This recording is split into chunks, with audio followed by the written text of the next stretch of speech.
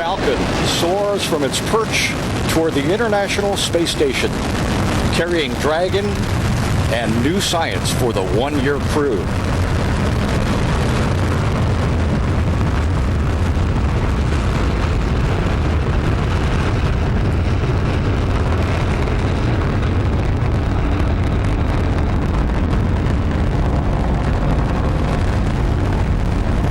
Seconds into flight, all systems are go for the Falcon 9.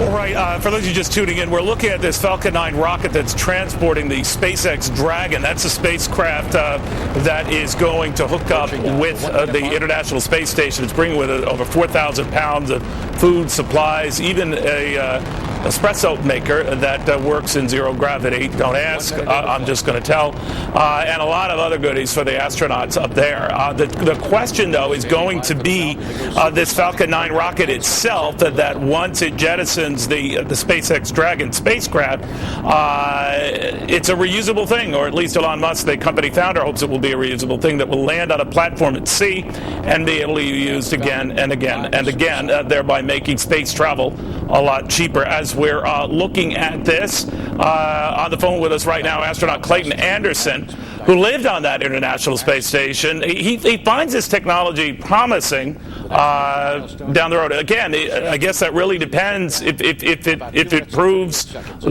as successful as its makers hope, right?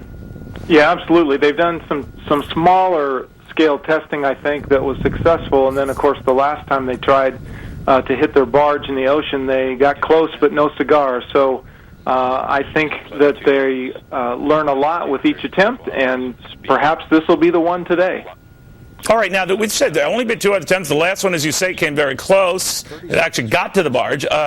But this could be a whole deal changer. Now, Elon Musk has been saying it could be, not only a huge cost savings, but it would mean and make it far more advantageous to continue space exploration, because the biggest cost is just starting anew with everything again, right? Yeah, I think that the shuttle's biggest advantage was the reusability of solid rocket motors and the fact that the shuttles themselves were refurbishable to go again, but that was still at a large cost. So what Elon Musk and SpaceX are trying to do is figure out different ways to minimize cost by reusing things and keeping them in a form where they don't have to go through a lot of refurbishment to be ready to go to the pad again. Do you think that this will progress to sending men up there as well, using this same type of vehicle, the same type of strategy, so we can shuttle our astronauts rather than hitching rides with the Russians?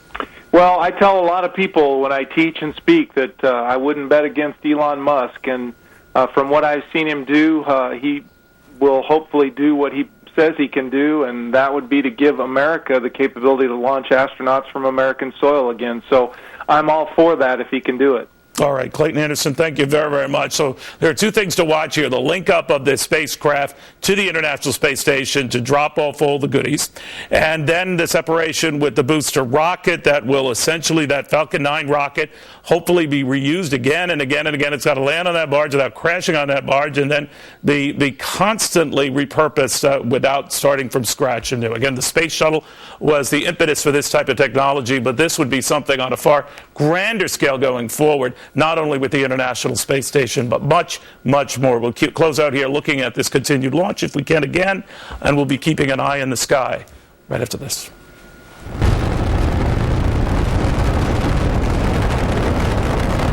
Approaching the 1-minute mark.